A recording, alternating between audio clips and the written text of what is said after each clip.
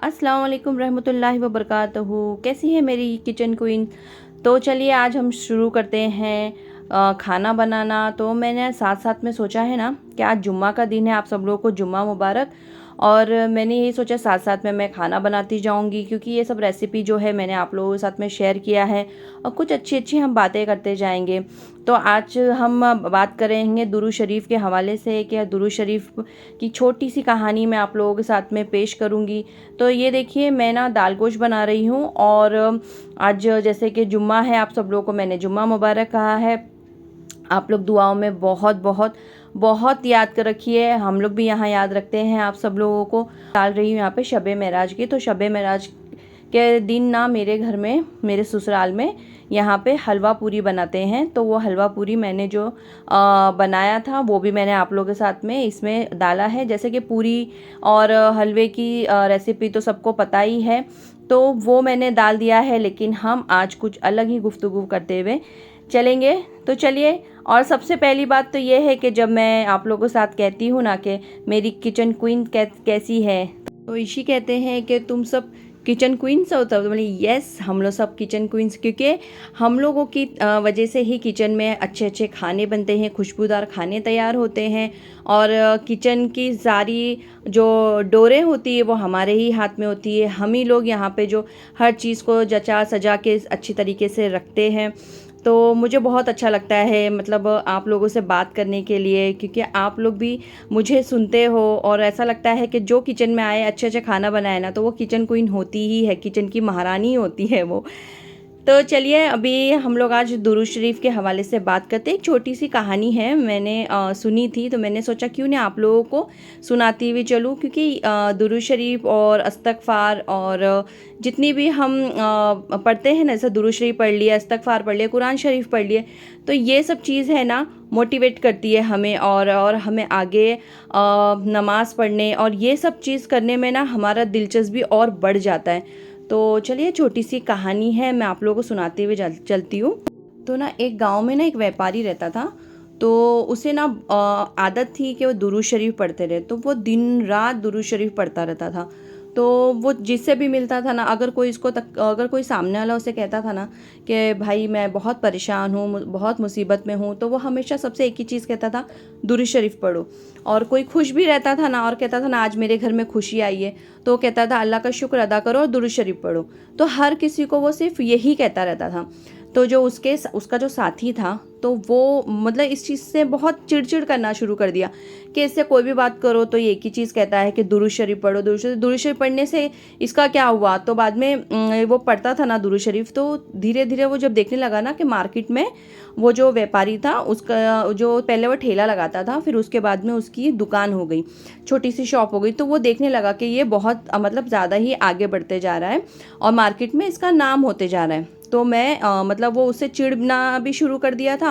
और फिर वो जो हर किसी को एक ही चीज़ बोलता था कि दुरूद शरीफ पढ़ो, दुरूद शरीफ पढ़ो, तो बोलता था मैं कुछ भी करके ना दुरूद शरीफ को नौज़बिल्ला मतलब मैं गलत ठहराऊँगा। वो मतलब जो उसका जो साथी था वो उसने पूरी कोशिश किया था और इस आदमी को भी गलत ठहराऊँगा और उसे इसका जो मार्केट से नाम मैं हटा के छोड़ूंगा।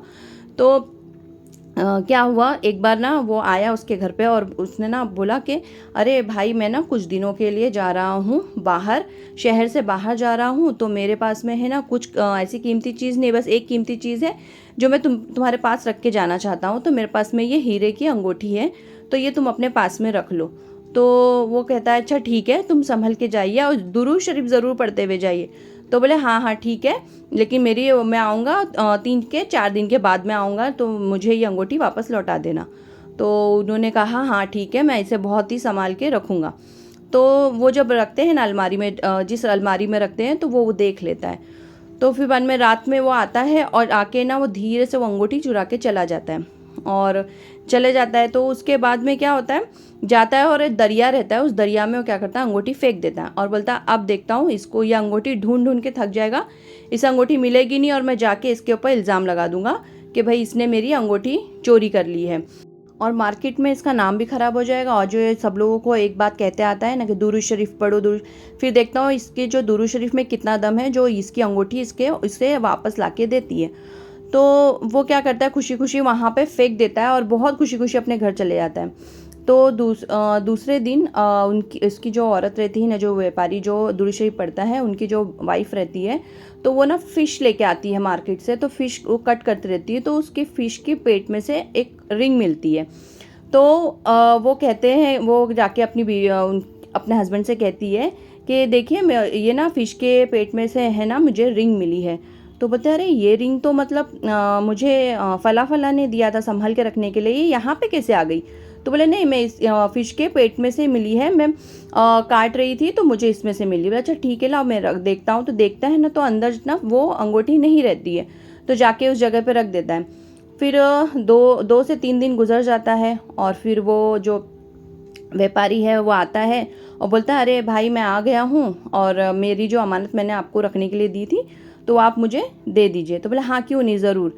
तो हंसने लगता है, कभी जाके वो देखेगा अलमारी में तो कुछ रहेगा नहीं। तो आता है, बोलते हैं, ये लीजिए, मैं तुम्हारी अमानत बहुत ही अच्छी तरीके से संभाल के रखा था। तो वो एकदम से शॉक हो जाता है कि अरे, इसके पास में कैसा आ गया, ये तो मैंने चुरा के फेंक दिया था, इसके पास कहाँ से आ गई ये मत। तो बता, अच्छा रुकिए, वो लेता है, चला जाता है, जाके वो दिखाता है, सुनार को दिखाता है कि ये अंगूठी देखिए, सोने की है, जो मैंने इसको डायमंड की जो देके गया था। तो उसने देखता है, तो बोले, हाँ ये तो वही है, रियल अंगूठी है। तो जाता है और जाके क्या करता है, उसके पैरों में गिर जाता है और रोने लगता है कि भाई, मैंने तुमको गिराने के लिए क्या कुछ नहीं किया, लेकिन ऐसा हुआ कि मतलब अल्लाह ने जो है ना, दुरूद शरीफ की इतनी ताकत रखी है ना, इतनी ताकत रखी है ना, कि माशाल्लाह, बोलते हैं ना, कोई अगर किसी का कुछ बिगाड़ना भी चाहे ना, तो वो उसका बिगाड़ नहीं सकता है। जब वो आप सल्लल्लाहु अलैहि वसल्लम पे दुरूद शरीफ भेजता है ना, तो हर काम उसके सीधे सीधे सामने से पूरे होने लगते हैं। तो इसीलिए कहते हैं ना, दुरूद शरीफ पढ़ते रहिए। जैसे कि जो हम लेडीज़ लोग हैं, हम किचन में आते हैं, खाना बनाते हैं, आटा गूंथते हैं, आटा निकालते हैं बर्तनों में, और कोई भी चीज़, चावल निकालते हैं, बिस्मिल्लाह बोल के दुरूद शरीफ पढ़ते रहे, तो देखिए कितनी बरकत अल्हम्दुलिल्लाह हो जाती है। और आप सल्लल्लाहु अलैहि वसल्लम पे हम दुरूद भेजते रहेंगे तो अल्लाह तो वैसे ही बहुत खुश हो जाता है। और कोई भी हमारा बिगड़ता हुआ काम रहेगा ना, वो अल्लाह उसे अच्छा कर देगा, और हमें कोई मुसीबत नहीं आएगी, कोई परेशानी नहीं आएगी। और जब भी हम खाना खाएं ना, तो हर दाने पे अल्लाह का शुक्र अदा करें। तो पहले कैसा, हम लोग इतना नहीं खाना खाते थे और उठ जाते थे। जब मैं शादी करके आई ना, और मैंने इशी को देखा यहाँ पे, मेरे जो हस्बैंड हैं उनको, तो वो खाना खाते, वो कोई भी चीज़ खाते, पानी तक पीते हैं ना, तो अल्लाह तेरा लाखों करोड़ों एहसान है, अल्लाह मैं तेरा शुक्रगुजार हूँ, इतनी दुआ करते हैं ना। तो उससे ना एक हदीस में आता है ना कि जितना तुम अल्लाह का शुक्र अदा करोगे ना, अल्लाह तुम्हें इतनी नेमतें देगा, इतनी नेमतें देगा, और अल्लाह खुश होता है, क्योंकि अल्लाह कहता है कि तुम मेरे शुक्रगुजार बन जाओ, तुम मेरा शुक्र अदा करते रहो, मैं तुमको देता रहूँगा। हर बात में सब्र और शुक्र दोनों भी करते रहो, और मैं तुमको देने में नहीं पीछे हटूँगा। तो हर दाने दाने पे ना जब शुक्र अदा करते हैं ना, तो खानों में भी ना कोई बीमारी हमें जिस्म में हमारे लगती ही नहीं है, और शुक्र हम अदा करते रहते हैं। तो ये दुरूद शरीफ का छोटा सा किस्सा था, जो मुझे ऐसा लगा कि मैं आप लोगों के साथ में शेयर करूं। तो इसी तरीके से फिर वो व्यापारी है ना, वो उसने क्या किया, वो आके उससे माफ़ी मांगने गया। तो उसने कहा कि माफ़ी मुझसे नहीं, अल्लाह से मांगो, क्योंकि माफ़ करने वाली ज़ात तो वही है, वो माफ़ करेगा। तो अल्लाह ताला से तुम माफ़ी मांगो। तो अल्लाह से माफ़ी मांग के फिर उसने भी मतलब दुरूद शरीफ पढ़ना शुरू कर दिया। तो कहते हैं ना कि किसी को गिराने का मत सोचो, बल्कि वो जो कर रहा है ना, तो उससे सीखो कि तुम क्या अच्छी, अगर हम 4 बुरे लोग में भी बैठते हैं ना, तो 4 बुरे लोगों की ना बुरी चीज़ें मत सीखो, 4 बुरे में अच्छी चीज़ें भी होती, तो उसमें क्या अच्छी चीज़ है ना, वो सीखो, तो उसे लो। तुम्हें सब चीज़ लेने की ज़रूरत नहीं है किसी की। तुम्हें कोई एक चीज़ पसंद आती है ना, कि हाँ ये बंदे में अगर 4 बुरी चीज़ है तो एक बहुत अच्छी चीज़ है, तो उस चीज़ को तुम अपना लो। तो देखो, तुम्हारे दोस्त भी, जो बुरे दोस्त है ना, वो भी बुरे नहीं होते हैं। कभी कभी किसी की आदतें होती है थोड़ी बहुत, तो उसे भी अच्छा सिखाने की कोशिश करो। और अगर वो नहीं सुनता है, नहीं मानता है ना, तो तुम अच्छे बन जाओ उसकी कोई अच्छी आदत देख के। तो अभी चलिए देखिए, आपके साथ बात करते करते मैंने दाल गोश्त भी बना लिया है, और यहाँ पे जो हलवा पूरी है वो भी मैं आप लोगों के साथ में आप लोगों को दिखाते दिखाते बना ली हूँ। तो ये जो है छोटी सी कहानी है मेरी, जो कहानी सुनाने का जो तरीका था, शायद आप लोगों को बहुत फास्ट लगा होगा, क्योंकि फ़र्स्ट टाइम मैं आप लोगों को कहानी सुना रही हूँ। तो मैं बहुत एक्साइटेड थी कि हाँ, मतलब किस तरीके से जैसा निकलेगा फटाफट फटाफट मैंने सुनाती गई, जैसे कि कहानी है जो बहुत ही आराम आराम से सुनानी चाहिए। तो आप लोग प्लीज़ इसे समझने की कोशिश करिए कहानी को। और ये देखिए मेरा जो रवा है और पूरी का जो मैंने आटा गूंद के रखा है वो हो गया है। तो शब महराज है, शब महराज के दिन हम लोग जो घर में खाना बनाते हैं, न्याज देते हैं, फातिहा देते हैं, तो उससे भी बरकत जो है हमारे घरों में होती है। तो ये देखिए मैं पूरी बनाना शुरू कर रही हूँ। तो थोड़ा मैंने बड़ी पूरी बनाई है, थोड़ी छोटी छोटी पूरी बनाई है मैंने। बड़ी पूरी भी बहुत अच्छी लगती है खाने के लिए, बट लेट हो रहा था, मगरिब का टाइम होने आ चुका था, तो मैंने सोचा कि जल्दी जल्दी करें। और फिर उसके बाद में मम्मी की तरफ पे भी जाने का था फटाफट, तो इसके लिए मैं जल्दी जल्दी तैयार कर रही थी। तो जो जैसा जैसा जैसा बनता गया वैसे बनाई। और आप लोगों को ये व्लॉग कैसा लगा आप लोग मुझे बताइए कमेंट्स करके। और यूं ही मेरे साथ में जुड़े रहिए। अच्छी अच्छी रेसिपी और अच्छे अच्छे व्लॉग मैं आप लोगों के साथ में शेयर करती रहूँगी। अच्छी अच्छी हम मोटिवेट बातें करते रहेंगे, चाहे वो इस्लामिक तरीके से हो, चाहे किसी और तरीके से हो, हम बात करते रहेंगे। और आप लोगों को क्या अच्छा लगा आप लोग भी मेरे साथ में शेयर करिए। तो ये जो मेरा छोटा सा व्लॉग था, छोटा सा तो नहीं था, कहानियाँ भी थी इसमें, 2 रेसिपी मैंने डाल दिया था। और पूरी की रेसिपी मैंने इसके लिए आप लोगों को नहीं दी, क्योंकि पूरी की मैंने 3 से 4 मरतबा आप लोगों को रेसिपी दे चुकी हूँ।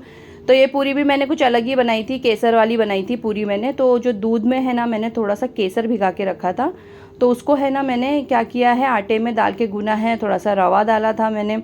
और मैंने 2-3 बड़ी पूरियाँ बनाई थी और उसके बाद में छोटी छोटी पूरियाँ बनाई थी खाने के लिए। बहुत रवे के साथ में ना बहुत अच्छी लगती है खाने के लिए। तो इंशाल्लाह मैं एक दिन सोच रही हूँ ना, हलवा पराठा, जैसा हम हलवा पराठा खाते हैं ना, उसका पराठा आप लोगों के साथ में शेयर करूँ, जो माहिम में हम खाते थे। तो कैसा लगा आप लोग को ये वीडियो, आप लोग इसे ज़रूर बताइए और इसे लाइक शेयर सब्सक्राइब करना ना भूलिए। हमें दुआओं में याद रखें, अपना ख्याल रखिए। मिलते हैं नेक्स्ट व्लॉग में नेक्स्ट रेसिपी के साथ में। अल्लाह हाफिज़।